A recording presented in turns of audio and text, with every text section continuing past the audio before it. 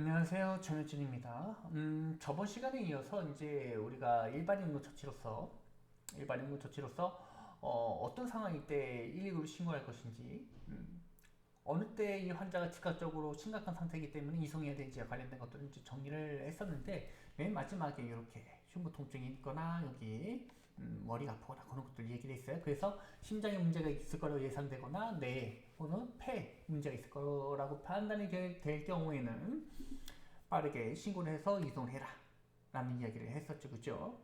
물론 그 외적으로도 이제 중요한 내용이라 볼 수 있는 것은 그 전에 얘기했던 요 내용들이 될 수도 있을 것 같아요. 그죠? 선의한 응급처치. 그래서 여러분들, 관련 종사자가 아닌 일반인님, 여러분들 응급처치 했을 경우에는 크게 법적인 문제가 없으니까 웬만해서는 좀 응급처치를 많이 해 주셔라.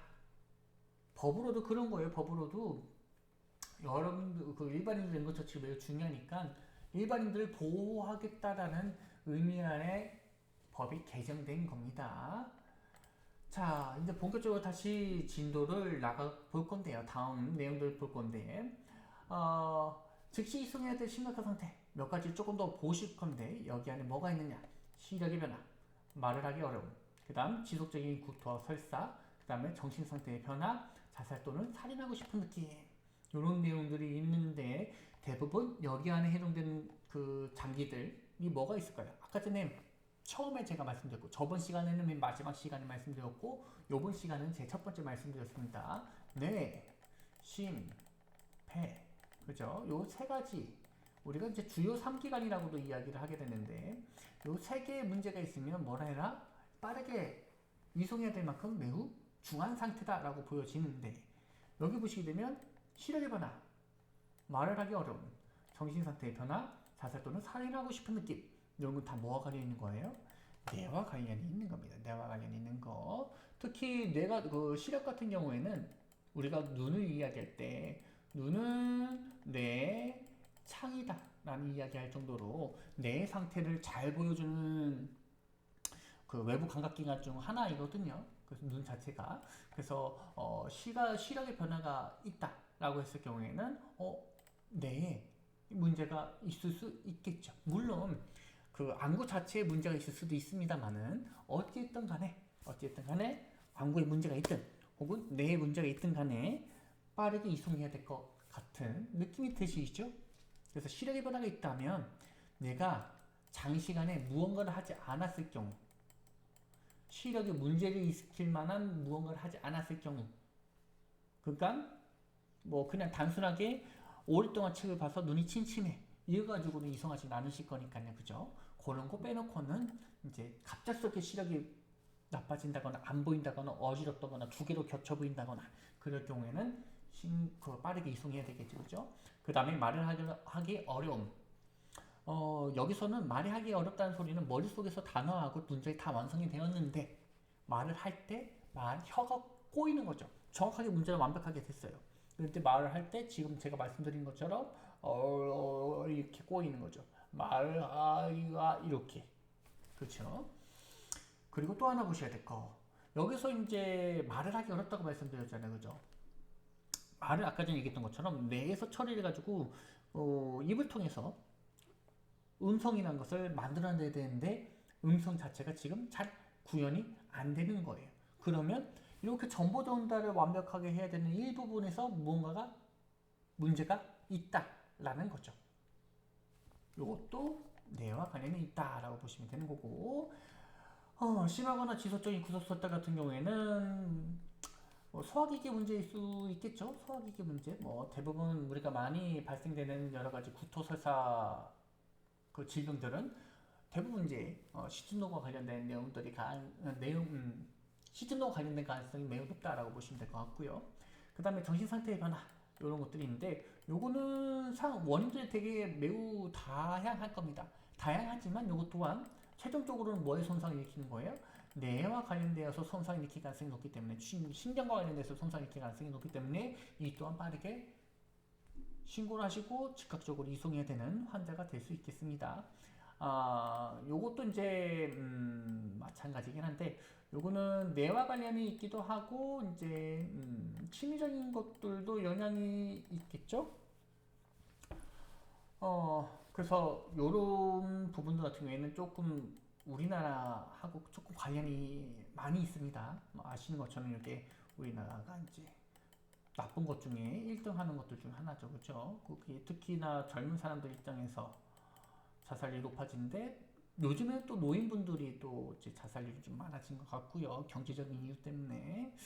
그래서 이런 상황에서도 빠르게 대처를 해주셔야 되겠다라는 것. 이런 게 있으면 즉각적으로 처치를 해야 되는 상황이라고 보시면 될 것 같고요.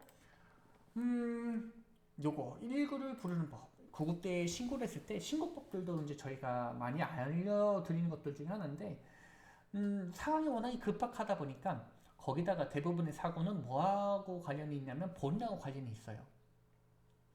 가정에서 많이 부르기 때문에 뭐 가족, 친지, 지인 이런 분들이 가능성이 높거든요. 뭐 직장, 뭐 동료, 상사 뭐 이런 경우가 있기 때문에 그래서 조금 객관적이지 못하고 두서없이 신고하는 경우가 되게 많습니다. 그래서 신고법들도 별거 아닌 것 같지만 그게 왜 신고하는 못해 이런 식으로 생각하실 수도 있겠지만 본인하고 연관된 사람이 응급 혹은 긴급한 상황이다 생명이 위급한 상황이다라고 했을 경우에는 냉정한 상태를 유지하시는 분들이 그렇게 많지는 않을 거예요. 그래서 별도로 이렇게 이야기할 겁니다. 물론 이와 관련된 내용들은 여러분들이 제대로 말 못했을 때 상황실에 근무하시는 분들이 말을 해주실 거예요. 환자 어디 계시? 지금 전화 온 위치가 어디냐? 아니면 지금 워낙에 이제 발달된 문명 사회니까 GPS를 확인해서 지금 GPS 잡히는 곳에 근방에 있어요? 아니면 같이 있어요? 뭐 이런 식으로 물어볼 수도 있는 거겠죠, 그렇죠? 가장 중요한 건 환자의 위치입니다.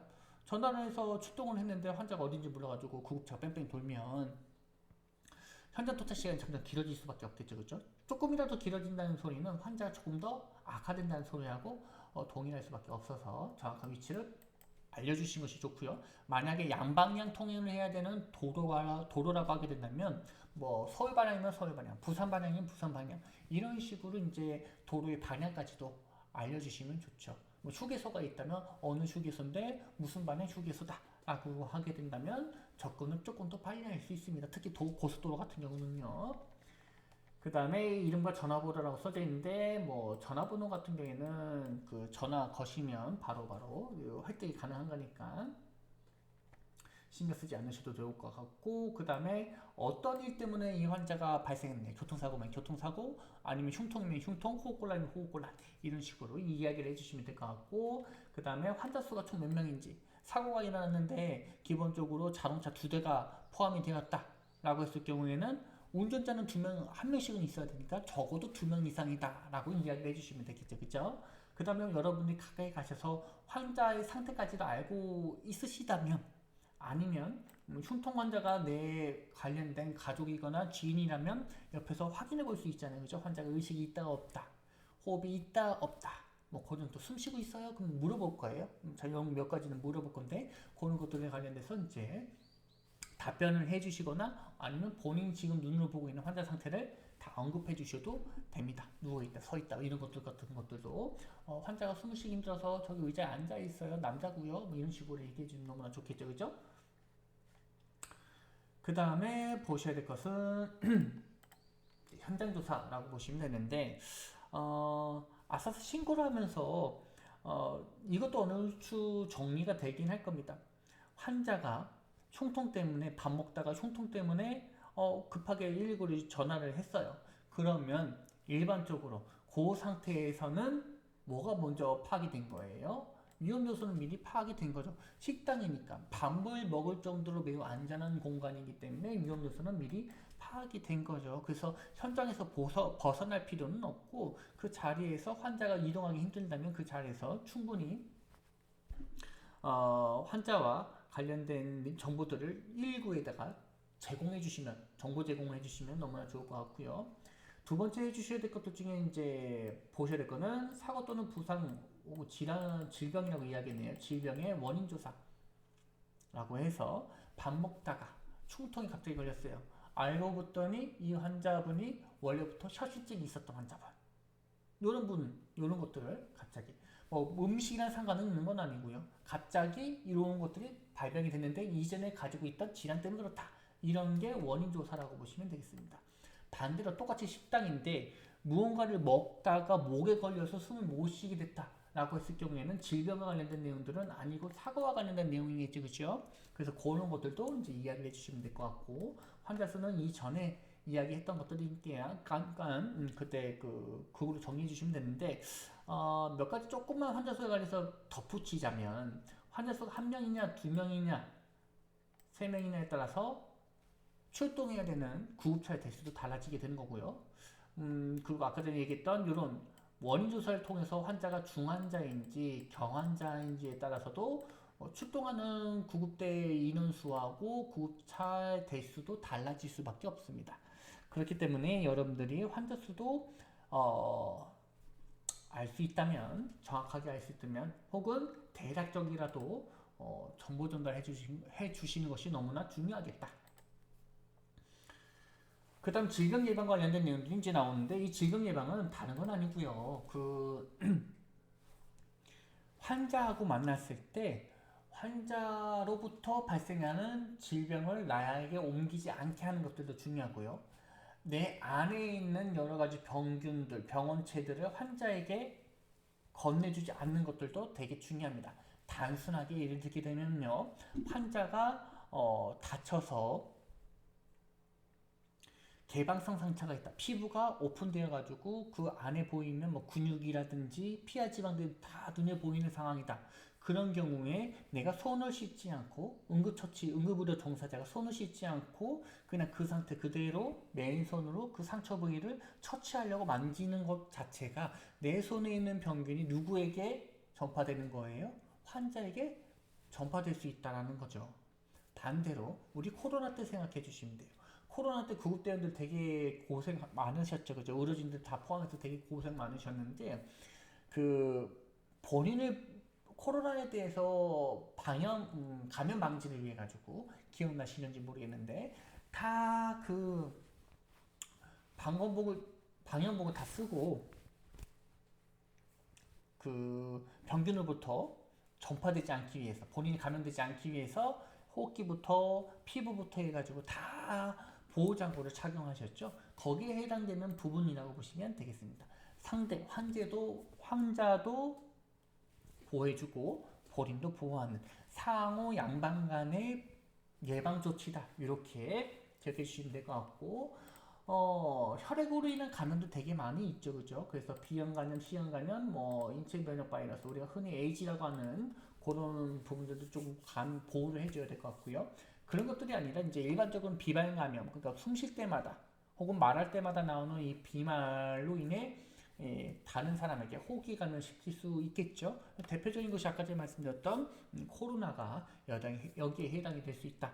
라고 보시면 될 것 같아요. 그래서 이런 것들은 이제 보호하기 위해서는 어떤 장비들을 착용해야 되는가 여기 아래 보시게 되면 개인 보호 장비로 여러 가지 쭉 있을 거예요. 그래서 신체 부비물 차단부터 이런 것들이 있긴 한데 개인용 보호 장비로서는 대표적인 것이 마스크하고 보안경 등이 있을 수 있고요. 그다음 가운, 의사들이 입고 있는 가운 같은 경우들은요 감염 방지를 위해서 있는 겁니다.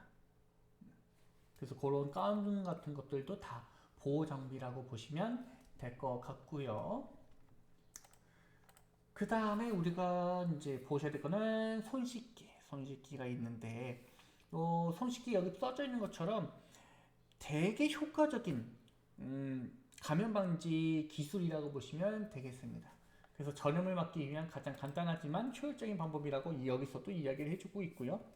보셔야 될 거는 환자 전후, 환자를 만지기 전, 환자를 만지고 난 후 모두 다 손 씻기를 시행하는 것이 좋겠습니다. 아시는 것처럼 손이 여러 가지 물체들을 만지는 이런 활동들을 하고 있기 때문에 가장 많은 병균수를 보유하고 있다고 보시면 되겠습니다. 물론 구강내도 많고 하긴 하지만요. 그런 거 그냥 우리가 가장 많이 활동적인 신체 부분들 중에서는 손이 가장 많은 병균수와 전파력을 가지고 있다라고 보시면 되겠죠. 환자 처치할 때 대부분 손으로 할 거니까요. 그래서 보시게 되면 개인적 보호 장비라고 해서 장갑을 껴가지고 환자 처치하는 것들. 그 다음에 인공호흡용 마스크가 있는데, 인공호흡할 때 이 환자가 숨을 들이쉬고 내쉴 때 발생하는 이 감염원들을 예방할 수 있겠죠, 그죠? 대표적으로 보셔야 될 거는, 물론 이제, 이때 보시는 이 사진처럼, 이때 이 인공호흡은 거의 안 할 거긴 하지만, 만약에 이 환자가 코로나 시기에 사망 환자라고 했을 경우에, 혹은 호흡곤란 환자라고 했을 경우에 숨 들이쉬고 이 환자에게 공기를 내주고 인공호흡을 제공하고 그 다음에 이 환자가 내쉬는 숨에 잘못하다가는 이 마스크 종류 같은 것들이 없을 경우에는 본인이 코로나 바이러스 그냥 직접으로 들이마실 수 있다는 거죠. 그래서 이런 보호 장비를 착용해야 되겠다. 그 다음에 보셔야 될 내용들은 응급상황 후 씻어내기라는 것이 있는데, 장갑 착용하는 거, 그 다음에 물질을 빨아내는 흡수체를 사용한다는 것, 그 다음에 오염물질을 적합한 폐기물 처리용기에 버리는 것. 이런 것들은 여러분들이 이제 하시는 경우가 많이 있지는 않고요. 이제 장갑 같은 거 끼게 되면 벗어서 버리되, 끝 같은 걸 손가락 끝을 이용해 가지고 이제 쑤시지 마시고 장갑을 뒤집어서 버려 주셔야 될 것 같고, 그 다음에 전염성 물질을 빨아들이는 흡수체를 사용한다라고 이야기를 하고 있는데, 대표적인 것이 뭐 거즈 같은 것들, 여러분들 그 일회용 밴드 같은 거 쓰잖아요, 그죠? 쓰고 피 났을 때 쓰고 난 후에 보시게 되면 이 밴드에 그 흡수제가 있는데, 그 천 종류로 되어져 있는 흡수제가 있죠. 거기에 이제 피가 묻어 있거나 삼투력이 묻어 있거나 그럴 건데, 그거는 만지지 않고 버려주시는 것이 가장 좋겠죠, 그죠? 그리고 적합한 폐기물 용기에 버리는 것이 매우 중요한데, 요거 정도까지는 여러분들 뭐 굳이 생각하지 않으셔도 좋습니다. 쓰레기통에 적절하게 버려주시면 될 것 같고요. 여러분 대량의 폐기물을, 그 신체의 폐기물을 가지고 있을 가능성이 없기 때문에요. 그 혈액이나 분비물에 접촉되어 있을 경우에는 당연하게도 물 씻는 거 잊지 마시고, 요거는 이제 상급자라고 써져 있는데, 이거는 응급의료 관련자라든지 아니면 소방대원과 관련된 내용들이니까 굳이 보실 필요는 없고, 요거 씻는 것만으로도 우리가 충분히 감염에 의해서 보호받을 수 있는 행위니까 씻는 것만으로도 잘 해주셔야 되겠죠. 손이라도요, 손. 그 다음에 보셔야 될 것이 이제 문제점 찾아내기입니다. 문제점 찾아내기라는 것은 환자 평가이기도 해요. 이 환자가 왜 이렇게 상태가 악화되었을까? 질병을 가지고 있던 사람이라면, 혹은 반대로 어떤 사고로 이 환자가 다쳤는데 어디가 어떻게 아픈 것인지 조금 파악하는 부분들이라고 보시면 되겠습니다. 물론 이 부분들은 전문적인 부분들이 섞여 있습니다. 일반인들이 보기에는 약간의 어려운 점이 있을 수는 있으나, 제가 어느 정도 충분히 알아들을 수 있을 정도의 그 내용으로 전달해 드릴 테니까 겁먹지 마시고 편하게 들어주시면 될 것 같고요. 자, 문제점 찾아내기. 환자가 왜 이렇게 아픈 이유가 뭐냐?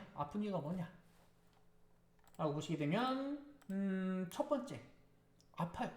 배가 아파요. 갑자기 그냥 밥 먹고 있다가 갑자기 배가 아프대요. 그럼 이 배 아픈 이유가 당연히 있겠죠. 원래부터 소화기에 질병이 있었던 사람이라든지, 아니면 지금 먹었던 음식이 잘못된 음식이었던지, 이런 것들도 확인을 해봐야 될 것 같고요.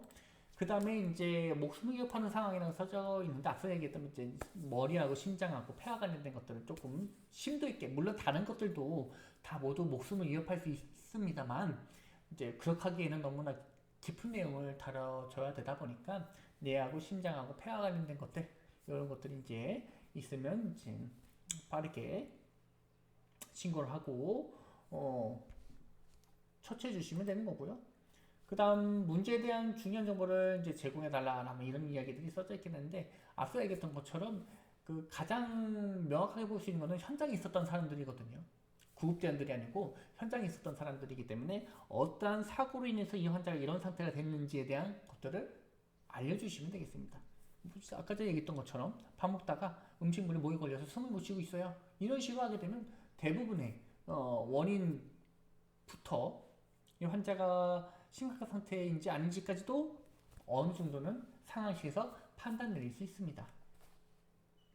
그 다음 보셔야 될 것이 이제 순서인데, 순서는 환자 평가, 1차 평가, 2차 평가, 뭐 샘플 재평가 이렇게 있는데, 이렇게 전문적인 순서로 하실 필요는 없고요. 이렇게 하실 이유도 없고요. 이제 여러분들은 요 아랫부분은 굳이 보실 필요는 없겠다. 여러분들은 여기 1차 평가하고 현재 평가 관련된 내용들이 있는데, 그 현재 평가는요, 현재 평가들도 너무 이제 중요하게 보실 필요는 없고, 그냥 직관적으로 보셔도 됩니다. 직관적으로.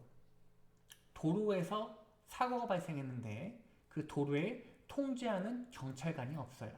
그리고 그 사고 난 외에서는 그냥 정상적으로 차량이 운행되고 있어요. 그러면 그 현장은 위험할까요? 안 위험할까요? 당연하게도 위험한 현장이죠. 그렇기 때문에 그때는 뭐만 하시면 돼요? 신고만 하셔도 여러분들 되게 잘하신 겁니다.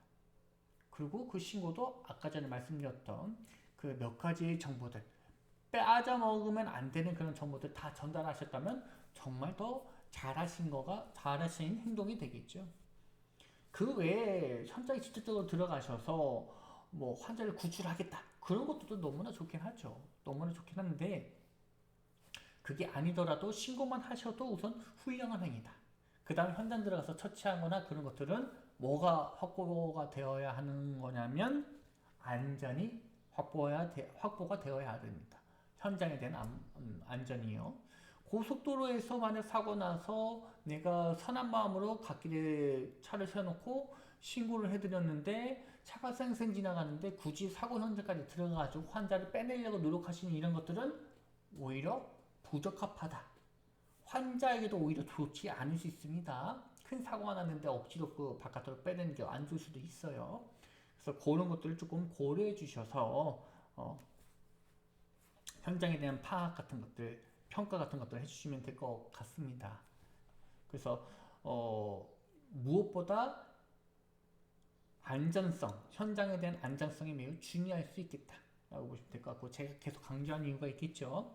무턱대고 내가 지인이니까 가족이니까 구해야지라고 해서 같이 들어가게 되면 환자가 더 많이 생길 수도 있겠죠. 좀 안타까운 일이 될 수도 있겠죠, 그죠? 그래서 그거를 조금 지켜주시면 좋겠다. 그 다음에 이제 1차 평가 같은 경우에는 생명을 위협하는 상황을 파악하라라는 이야기가 되는데, 1차 평가에서 가장 가볍게 보셔야 될 거는 의식 확인 같은 것들. CPR 배우셨잖아요, 그죠? 의식 확인하고 호흡 확인하고 이런 것들 확인하셨는데, 그게 1차 평가입니다. CPR에서 했던 거, 가슴 압박하기 전까지 했던 것들을 기억해 주셔가지고 1차 평가로 사용해 주시면 되겠습니다. 물론 심전지 우리가 CPR을 배울 때는 마네킹을 했기 때문에 환자가 의식이 없고 심장과 호흡, 맥박과 호흡이 없는 상태라는 것을 가정한 상태에서 우리가 훈련하고 교육하는 거기 때문에 1차 평가가 조금 지금 여기 있는 내용하고 조금은 다를 수 있겠지만은 별도로 배우기에는 너무나 너무 엄청 어렵진 않겠지만 전문가가 아닌 이상 그렇게 심도 있게 배울 필요는 없으셔서 심폐소생술 가슴 압박하기 전에 배웠던 것들을 그냥 그대로 적용시켜주면 되겠구나라는 생각만 가지고 계시면 됩니다. 그래서 만약에 환자가 가슴을 부여잡고 쓰러졌어요. 그래가지고 쓰러졌네 해가지고 가까이 가가지고 이제 신고를 하시면서 환자분 괜찮냐고 어깨를 두드리시는 거죠. 두드렸더니 환자가 하면서 소리를 내고 있어요. 이걸 뭐는 있다는 소리예요. 의식이 여부만 확인했을 땐 의식이 어느 정도 있다는 소리겠죠. 그죠? 환자분 어디가 아파요? 가슴이 너무 아파. 이런 식으로 얘기했다면 이 환자 말도 할 수 있네. 같은 것들도 확인할 수가 있는 거고, 말을 할 수 있다는 소리는 뭐예요?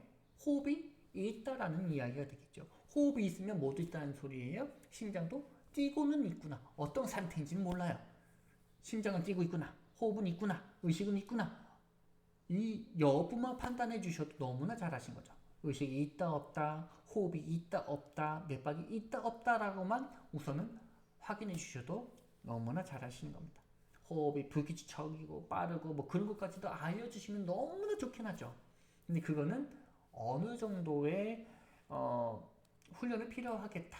엄청 많은 훈련은 아니겠지만요. 조금 어느 정도의 훈련이 필요하기 때문에 앞서 얘기했던 것처럼 심폐소생술 했던 것처럼 의식 확인 한번 해보시고 환자의 호흡하고 호흡 정도는 확인을 해주시면 너무나 좋을 것 같습니다. 그러면 현장 평가하고 1차 평가가 끝나는 거겠죠. 그래서 이번 시간은 여기까지 하고 마무리 짓도록 하겠습니다.